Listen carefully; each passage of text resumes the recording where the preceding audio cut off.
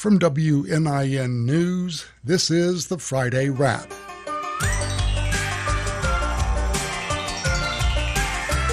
I'm John Gibson. On today's show, we'll listen back to Tim Jagalow's feature on the loss of federal grants in Evansville and Vanderburgh County. We'll also recap the selection of a new USI president.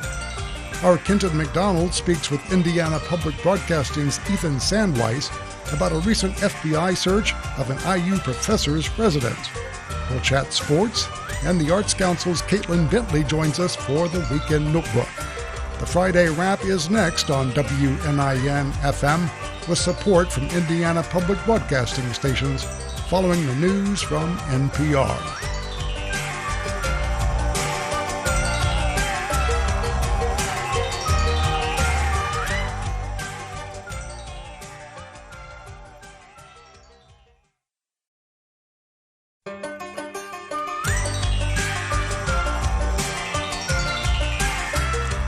It's the Friday Wrap on WNIN FM.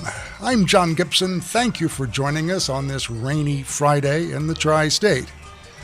Well, Evansville's city departments will try to find other funding sources for programs affected by canceled federal grants. This includes the Vanderburgh County Health Department and the local Transportation Department. WNIN's Tim Jagalow filed this report this week. Last week, 3 contracts for federal grants were officially terminated. 2 were for the Vanderburgh County Health Department. We'll return to that later. The largest was the nearly $20 million EPA Community Change Grant. This was spearheaded by the Evansville Climate Collaborative and Director Lauren Norvell. It was to develop a clean transportation network in Evansville, and it would benefit the community with microtransit vans that were hybrid and ADA accessible, e-bikes that would have ride shares memberships, and EV charging stations, solar panels on the Mets building, improved sidewalks, and educational programs. At the time it was announced, Norvell called the grant transformative for a city with low income and poor air quality. But now that isn't happening due to the spending cuts through the Department of Government Efficiency, or DOGE. And we just found out last week that the contract was terminated by US EPA because it didn't effectuate agency priorities any longer. Norvell says this change in federal priorities is affecting everyone, and they'll have to pivot to move forward. We might be able to find a funder that would fund just the e-bikes or just the microtransit, and we can start building from there. So we're looking at all the options right now, trying to decide the best route to take. Luckily, we're all committed to doing our best to prepare Evansville to be a more healthy and resilient community. We'll do it from the local level if we have to. So it is affecting everyone, and we're no different. But we'll do the best we can going forward.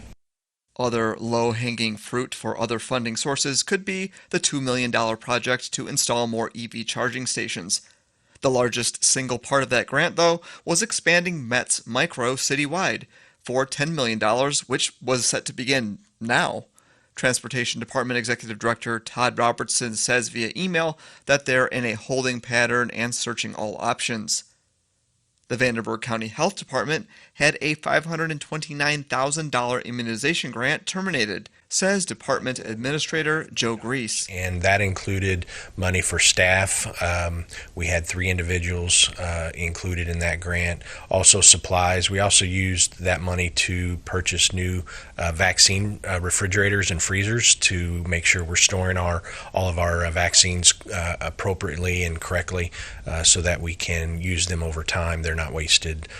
But unlike the $20 million grant that was set to begin now, the health department has been using the $529,000 since last summer. Technically, they only lose between $100,000 and $200,000.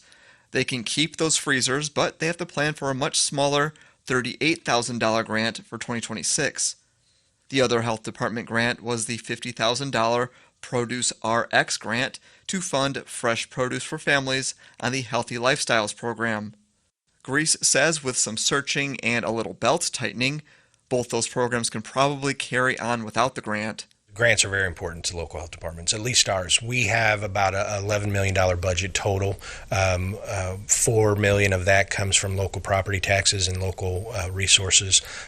We get about a little over $4 million from the Health First Indiana money for 2025, and then $3 to $4 million from grants. And if they all went away, there would definitely be programs affected, and we would not be able to provide certain services.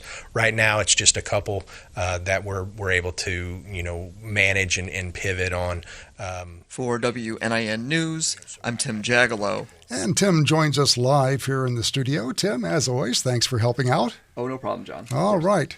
Well, let's talk about your story here. Can you tell us a little bit about the micro transit program, which was set to begin expanding, but apparently that's not going to happen because these federal grants aren't coming, right? Yes. If in an alternate timeline, we'd be talking about right now about Mets Micro expanding instead of not expanding. So, right. Anyways, but I guess to back up though, Mets Micro is a fledgling pilot program, and I say fledgling because it's only a pilot program. It's only funded until the end of 2026, technically. As of November of 2024, it gave 37,000 rides in its first year, up to 5,000 rides in 1 month. It works via app, and so it services the southeast, we'll say third of the city. Okay. And it's kind of designed to take you to and from the hospitals and the shopping and things like that on the east side. And it runs all the way up to, about 4th Street. It runs, basically when I would take it, I took it a lot, as you know, the past 7 months. It would take me all the way to like Mulberry, basically near, Penny Lane Coffee Shop. That's kind of like as close as I could get to downtown with it and walk the rest of the way. So again, it services about a third of the city. I think there's about 4 vans, and I think they're all hybrid vans. Sometimes you ride solo, sometimes you have people in the car with you. And it was set to grow to 16 vans, I believe, and service the entire city of Evansville. And so again, the point of this program was accessibility for people with disabilities, because it's wheelchair accessible as well, and low income folks, but also just anybody who just needs a ride, because the goal was to improve accessibility, but also get more cars off the road every day as they're driving. And so at this point, that program is basically on hold? Well, the program is going on with its original track to last until 2026.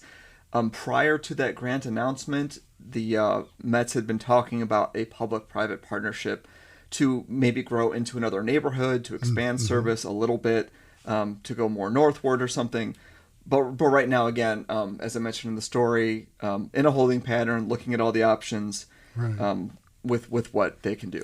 Now, Lauren Norvell said these grants were no longer part of the EPA's priorities. Can you expand on that a little bit? What does that mean? Well, around March 10th, I think it was right on March 10th, the EPA sent out a news release which basically said that, they're canceling 400 or so grants in a 4th round of cuts, totaling $1.7 billion in taxpayer savings. So, clearly, the idea is saving taxpayer money and to, quote, diligently implement Trump's executive orders. That was also part of it. So their priorities are aligned with the Trump administration's priorities. Right. So Evansville was part of 477 grants the EPA targeted for termination, which is, of course, is being challenged legally, but it's pretty much going away. And these programs have been labeled unnecessary programs or wasteful spending. In this case, environmental justice grants and DEI-related grants. So this is the 4th round of cuts, again, totaling about $1.7 billion. And the EPA, under the Trump appointees, argue that these grants were rushed out by the Biden administration without enough oversight to them. I see.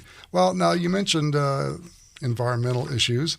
Are there ways the Evansville Climate Collaborative can still work on improving air quality? Yes, of course, and that's their whole goal, right? The goal of the grant was to improve air quality in a place with poor air quality, Evansville, and improve mobility and resilience. And they can still work on those things in other ways. Yeah.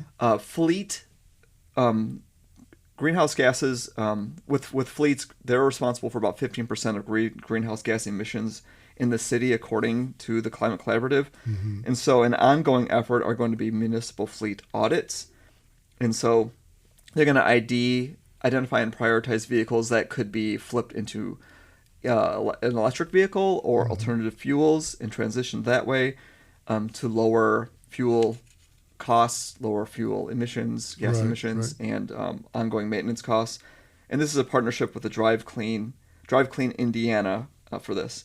The new climate plan, which again is a framework that was started in 2020, also has strategies to increase energy efficiency, reduce vehicle miles traveled, therefore reducing emissions, transition to renewable energy and low emissions vehicles. And so the goal is to reduce greenhouse gases by 30% by 2030 and 80% by 2050. So that doesn't include necessarily more mobility for people, but yes, to reduce greenhouse gases, definitely. Now, your story, it sounds as though the Vanderburgh County Health Department looks like they will fare better with their canceled grants.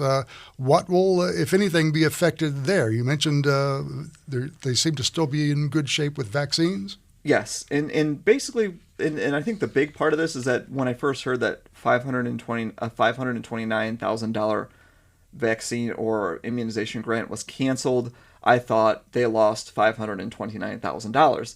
But that grant was was a contract, and the contract started actually July of last year. So they've been spending the money the whole time, and at some point they got a notice in early March that said, "Stop spending money on this grant. Your grant is under review." Review. And so chances are clients will not even notice a difference. Which is good in this case, of course. They can move around funds to cover those costs. And, he thought that they'd have to cancel their freezer order for those vaccines. But as it turns out, they ordered it before the deadline so they can keep their freezers. And a big thing about the health department is that their income is diversified.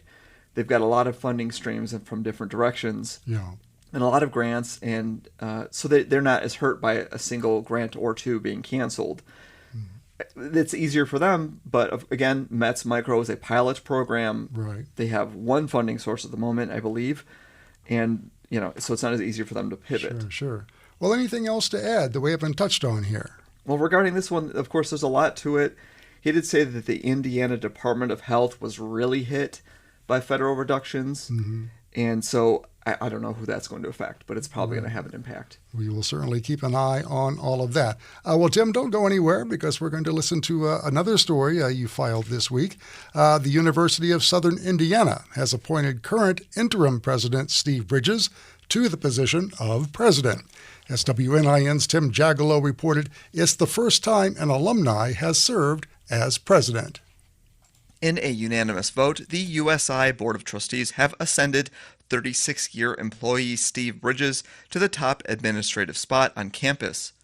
Bridges graduated with a bachelor's degree in 1989 and master's in 1995 from USI. He says one main goal is growing that talent pipeline and increasing enrollment. I want to have USI be a driver of applied research to help our companies in this area. I want to be a driver of the talent pipeline for this region and the state of Indiana. Those are hallmark items for me. And obviously we're going to need resources.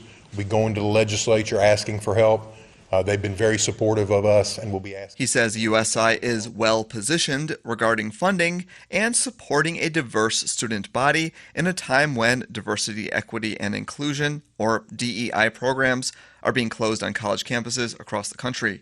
Bridges was appointed interim president last summer when Ronald Rashan left for a position out of state. This is the first time an alumni has served in this position. Prior to interim president, he was USI's vice president for finance and administration. He says taking this top position is surreal.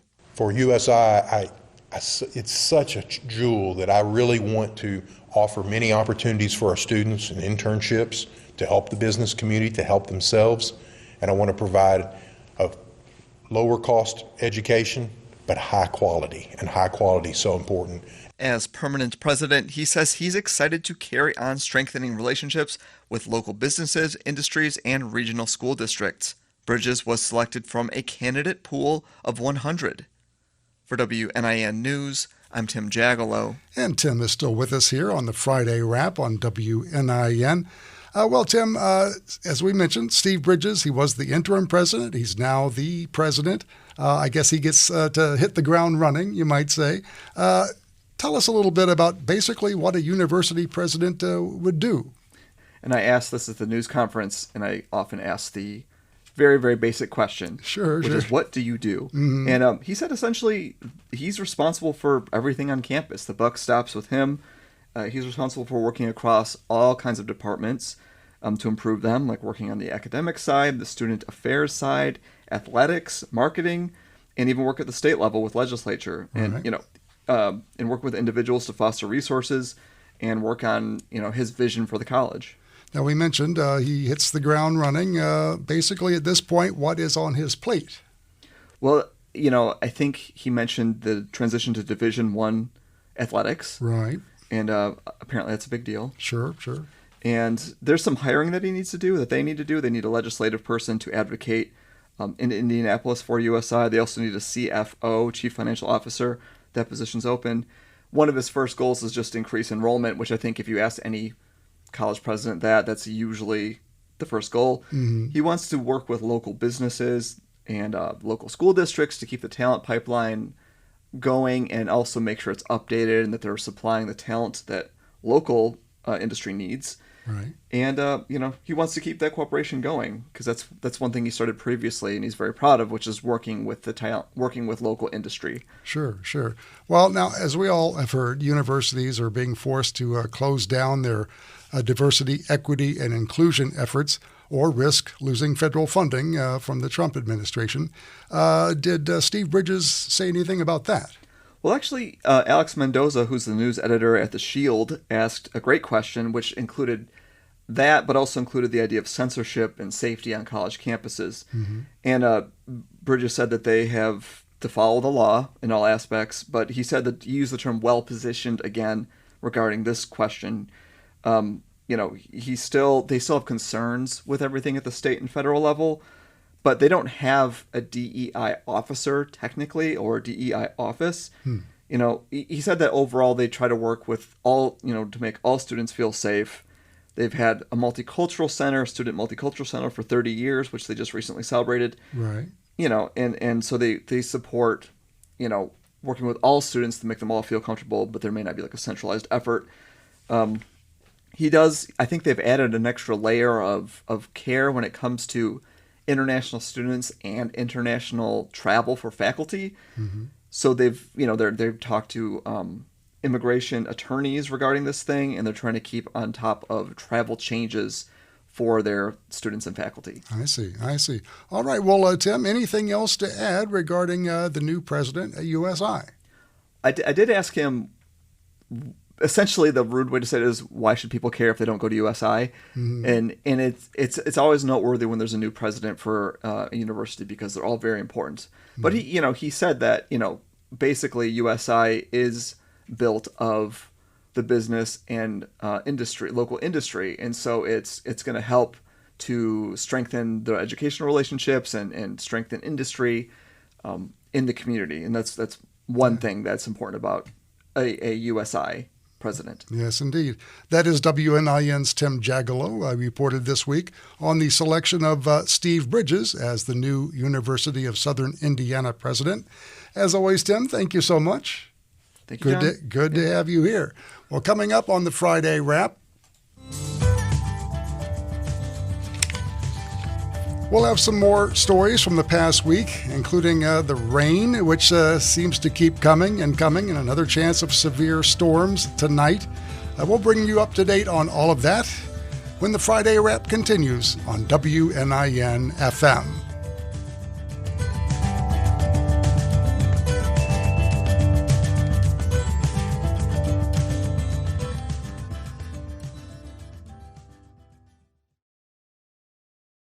If you really want to know what's going on in this country... Hi, my name is Isaac. I'm calling from Columbus, Ohio. You have to get away from the extremes and listen to The Middle. This is Samantha calling from St. Louis, Missouri. On The Middle with Jeremy Hobson, I take your calls live on some of the biggest issues we face. While I have hope for change, there are so many issues that I feel like are not being discussed on either side. Join me each week on The Middle. 8 p.m. Thursday on WNIN FM. I'm Christopher Kimball from Milk Street Radio. This week we're learning how to make the very best coffee at home.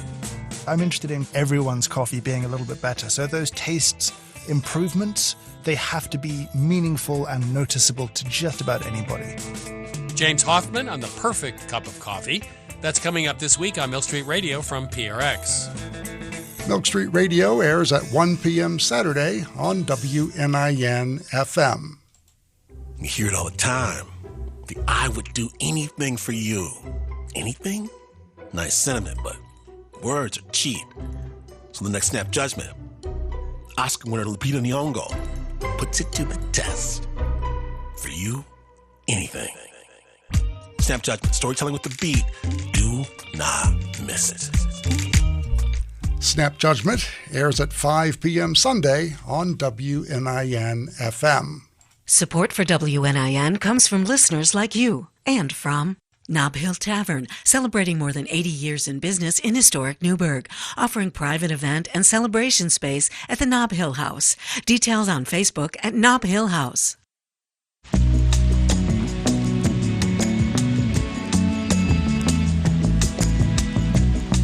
It's the Friday Wrap on WNIN FM. I'm John Gibson. Good to have you along on this Friday.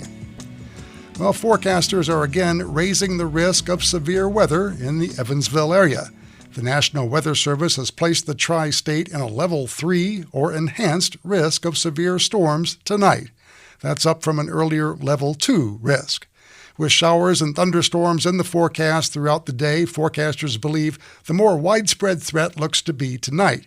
The agency also says there's some uncertainty into how quickly the severe storms will clear out, with the risk potentially lingering into Saturday.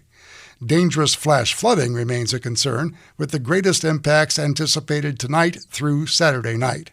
Suspected tornadoes and strong straight-line winds caused damage in the Evansville area Wednesday night. CenterPoint Energy said 24,000 of its customers in southwest Indiana lost power. Crews have reduced that number to just below 2,500 right now, but they are keeping a wary eye on potentially more storm damage tonight. And other stories we covered this week, an Evansville City Council member will lead the Tri-State Food Bank. The food bank's board of directors has chosen Zach Hieronymus as its new executive director. The nonprofit says the board selected Hieronymus after an in-depth 4-month search. He will succeed Glenn Roberts, who announced his retirement in the fall of 2024 after more than 10 years of leadership at the food bank. Aside from his work on the city council, Hieronymus has managed nonprofit organizations, most recently for more than 5 years as executive director at the homeless services organization Aurora. The Evansville-based Tri-State Food Bank is a member of Feeding America's national network of 200 food banks. The local agency's service area includes 33 counties, 9 in southwest Indiana, 8 in western Kentucky, and 16 in southern Illinois. We also learned this week that the U.S. Environmental Protection Agency will resume soil sampling and cleanup in hundreds of Evansville yards. The EPA says crews will start removing lead and arsenic contamination from yards at about 350 homes in the Jacobsville Superfund site. The site includes more than the Jacobsville neighborhood. The EPA says crews will also work in the Ballard, Bayard Park, Culver, Fulton Terrace, Haney's Corner, Gemtown, and Riverside neighborhoods. The agency continues to contact residents to request permission to access and sample properties that may require cleanup from old polluting businesses. The EPA says it has removed contaminated soil from more than 4,000 residential properties and recreational areas at the local Superfund site since 2007. 29 minutes past 12 now at WNIN FM. You're listening to the Friday Wrap on your public radio station. John Gibson with you. Well, coming up, federal agents conducted a search of an Indiana University professor's residence the same day the professor was terminated from their position. After the break, Kenton McDonald will speak with Indiana Public Broadcasting's Ethan Sandweiss, who has been following the story. He will give us the latest. That's coming up on the Friday Wrap on WNIN FM.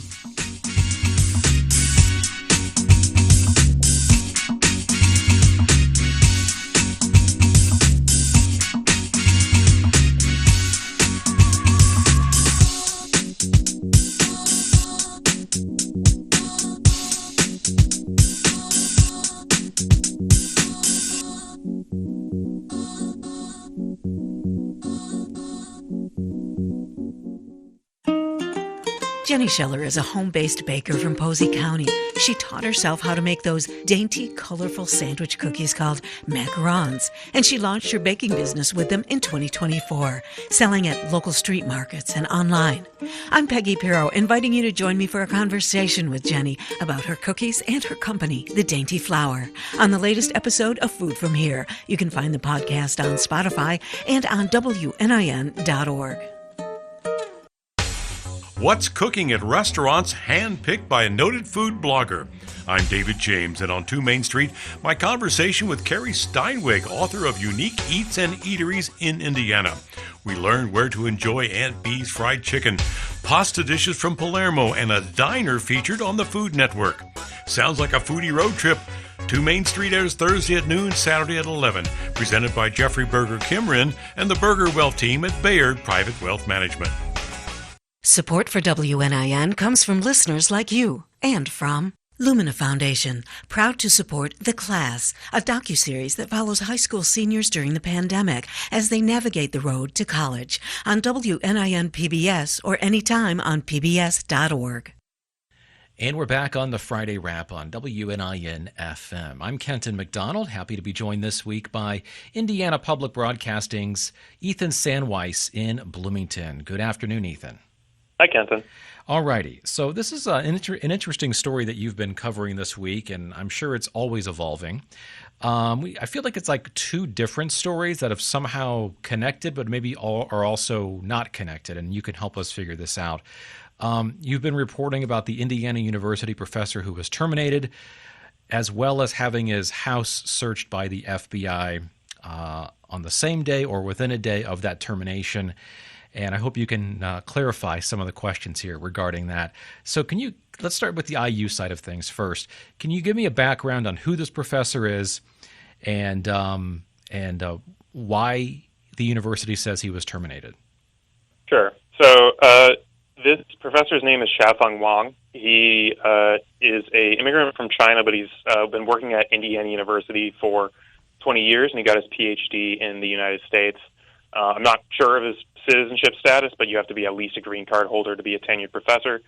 In his field, which is cybersecurity, and he works sort of more on like the tech informatics side of things, he's really, really well-renowned. I mean, this is somebody who has a lot of citations for his papers. So in the field of cybersecurity, he's quite well-known.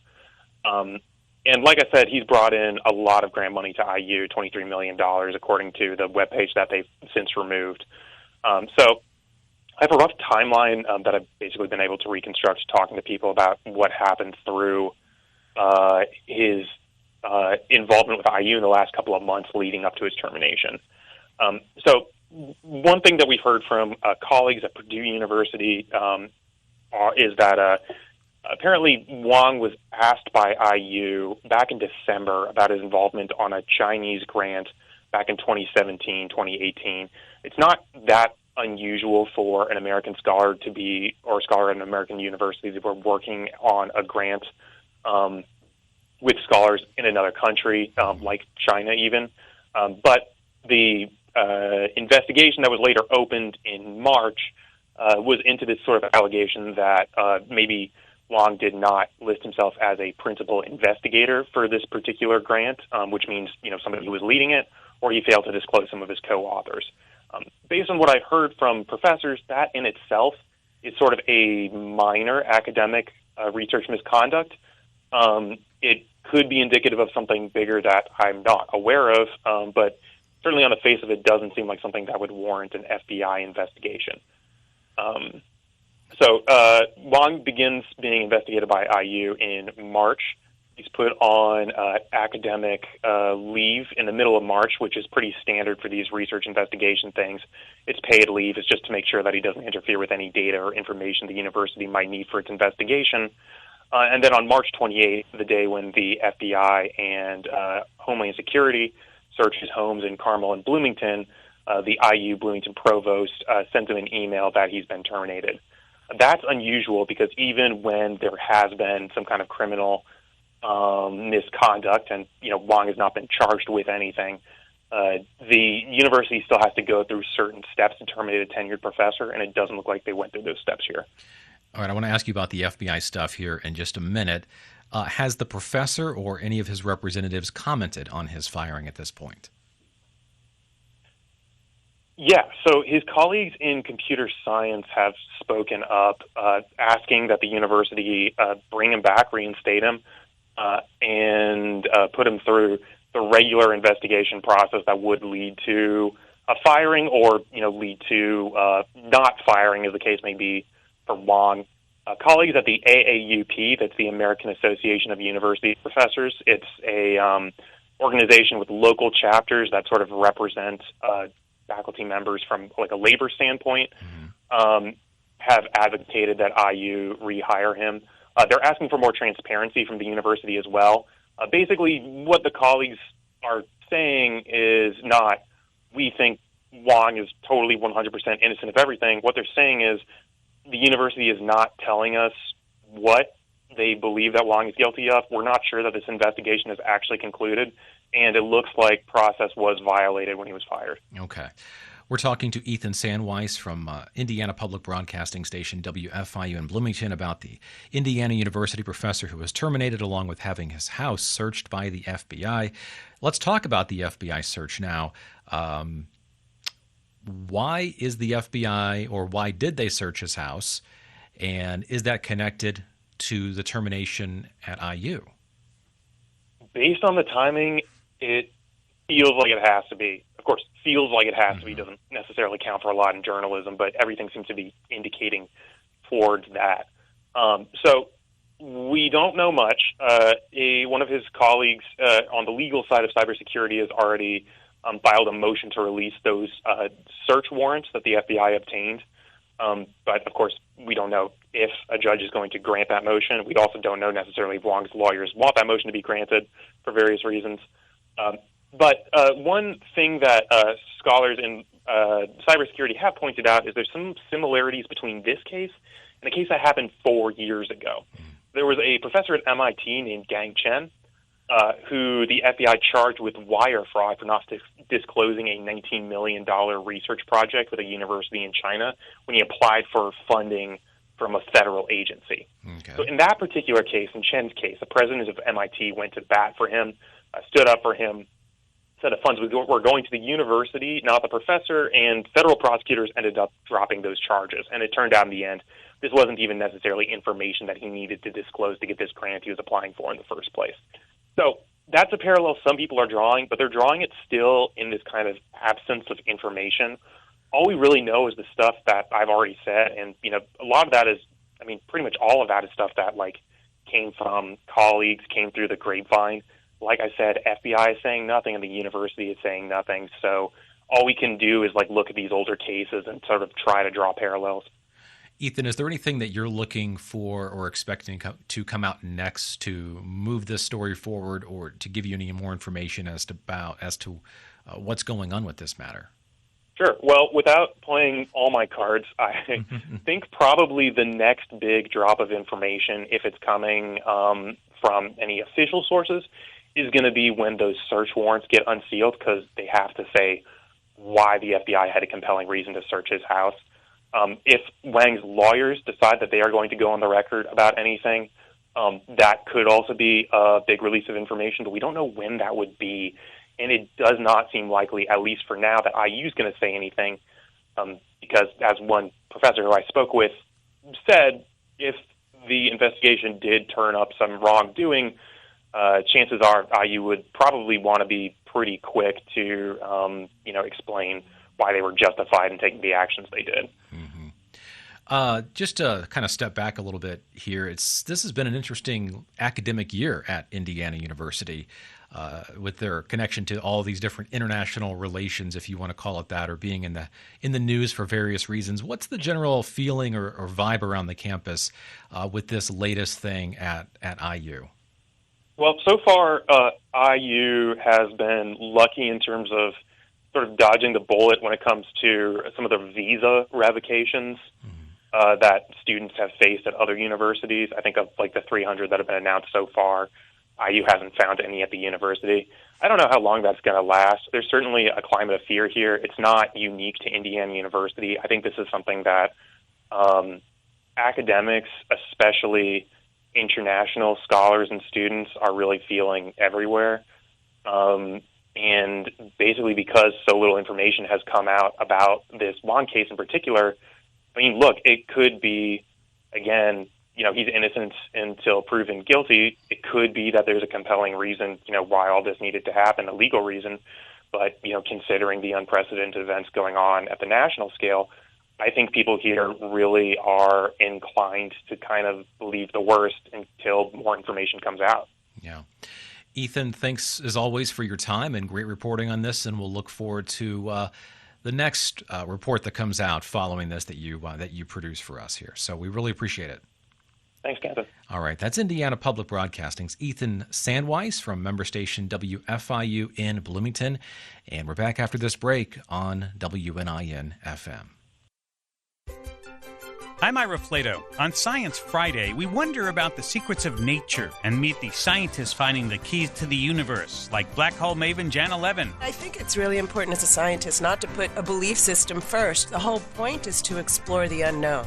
Come explore with us. It's all on Science Friday from WNYC Studios. Friday afternoons from 1 to 3. It's a Caribbean sonic voyage of remembrance of Garifuna singer-songwriter Aurelio Martinez with roots in Honduras and life in the Bronx. Then live in studio from Texas to Louisiana Creole fiddler, accordion singer Cedric Watson. Plus music from Kid Ory, Jimmy Cliff, Ka-Chow, and the Mighty Sparrow on American Roots from PRX. You can catch American Roots at 8 p.m. Saturday. It repeats at 10 p.m. Sunday on WNIN FM. It is the Friday Wrap on WNIN. I'm John Gibson. Good to have you along on this Friday. Well, taking a look at sports, the NCAA Women's Final Four tips off tonight in Tampa. South Carolina takes on Texas, and UCLA faces UConn. The winners will meet in the championship game Sunday afternoon. The men's Final Four starts tomorrow with Auburn facing Florida and Duke taking on Houston in Texas. The men's championship game is set for Monday night. In the NBA tonight, the Indiana Pacers host Utah. In Major League Baseball yesterday, Milwaukee shut out the Cincinnati Reds 1-0, while the Cardinals, Cubs, and White Sox all had the day off. In hockey, the Evansville Thunderbolts host Birmingham tonight. That'll be the first of their two final games of the year. The puck drops at 7 p.m. tonight and again tomorrow night as the Evansville Thunderbolts host Birmingham at the Ford Center, the two final games of the season. And in the NHL last night, the St. Louis Blues topped Pittsburgh 5-4, while the Nashville Predators lost at Dallas 5-1. It's the Friday Wrap on WNIN FM. The Weekend Notebook is coming up next.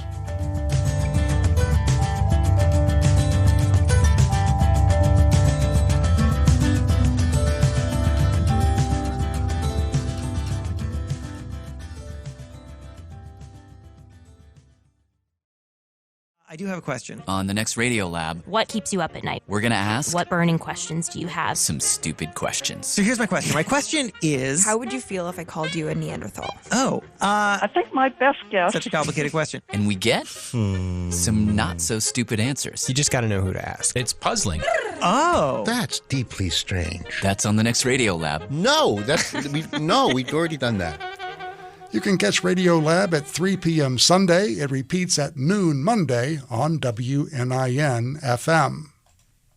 Hi, this is Scott Detrow from All Things Considered. There are things in your life that just don't change, like walking your dog, drinking your morning coffee, or picking up the kids from school. Start and end your day with the familiar voices on Morning Edition and All Things Considered. In the morning, on the way home, over the weekend, WNIN FM is here for you. It's radio you rely on. Renew your support, make an additional gift, or donate for the very first time at WNIN.org. Thanks so much. The WNIN Spring Pledge Drive gets underway in earnest on Monday, but you can get a head start. Make your contribution right now at WNIN.org, and thanks when you do. It is the Friday wrap on WNIN FM, and joining me now live here in the studio, it's Caitlin Bentley from the Arts Council of Southwestern Indiana for this week's Weekend Notebook. Caitlin, as always, good to see you again. Thank you for having me. Thank you for joining us. Well, a busy weekend, as we were discussing here just before we came on. Let's start with some music tonight here in Evansville. It's the First Friday concert at First Presbyterian Church. Mizu Fukushima from the Jacob School of Music at IU will perform on the organ at First Pres at 2nd and Mulberry Streets. The free performance in the historic church starts at 7 p.m. Again, that's tonight, the First Friday concert at First Presbyterian Church here in downtown Evansville.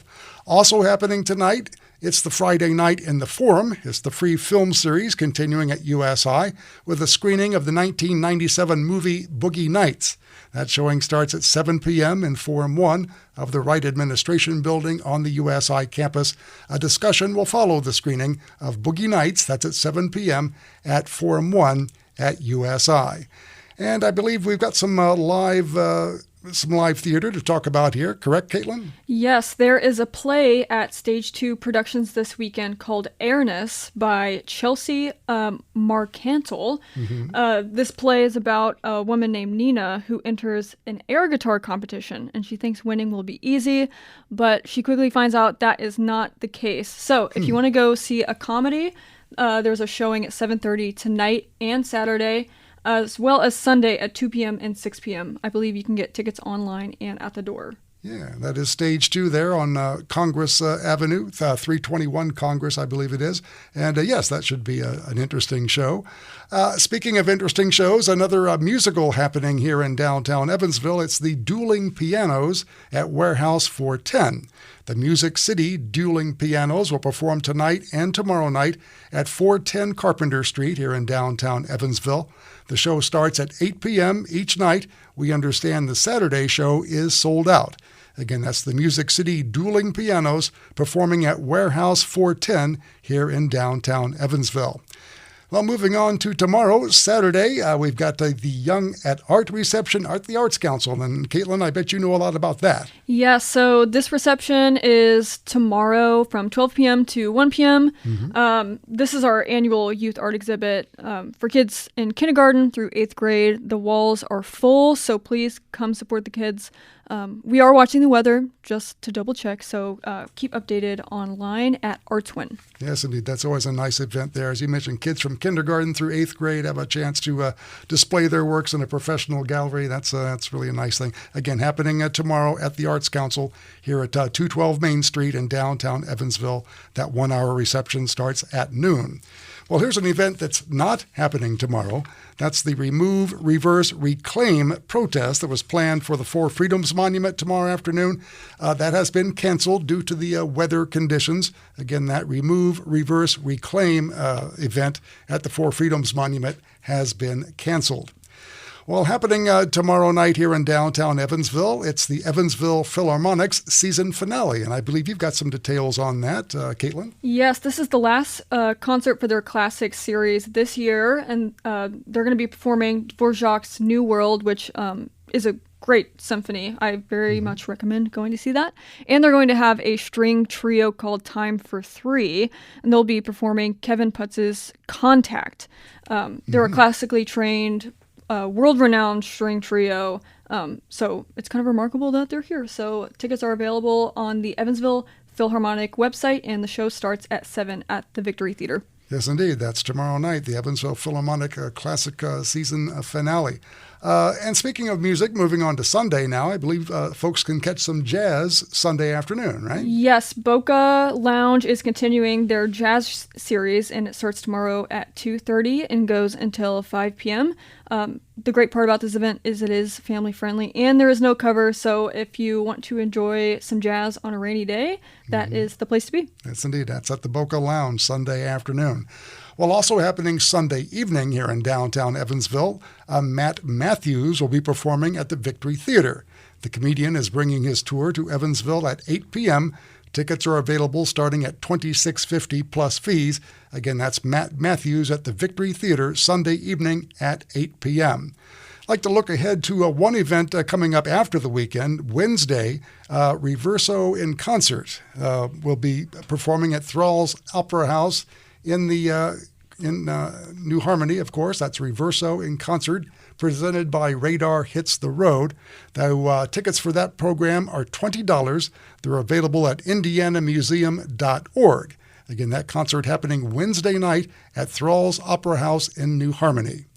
And, of course, always lots going on at the Arts Council. Caitlin, what else can you tell us? Yes, today we opened our Art Awards nominations form. So please go online to artswin.org and nominate someone in the community. We have several different awards, including the Mayor's Art Award, Visual Art Award, Performing Art Award, and many more. So please go online, artswin.org, or it will be on our Facebook very shortly. Yes, indeed. Always good to know what's happening at the Arts Council. Well, Caitlin, as always, thank you for joining us on the Weekend Notebook. And that's going to wrap up the Friday Wrap for this Friday. I'd like to thank our guests, including our own Tim Jagalow. Also, thank you to Kenton McDonald and Indiana Public Broadcasting's Ethan Sandweiss. Also, thanks again to Caitlin Bentley. Thanks to Mariah Winnie for social media support here at WNIN. Thanks, as always, to Indiana Public Broadcasting stations and listeners like you. For this Friday, I'm John Gibson. Have a good and safe weekend. And for this Friday, that's a wrap.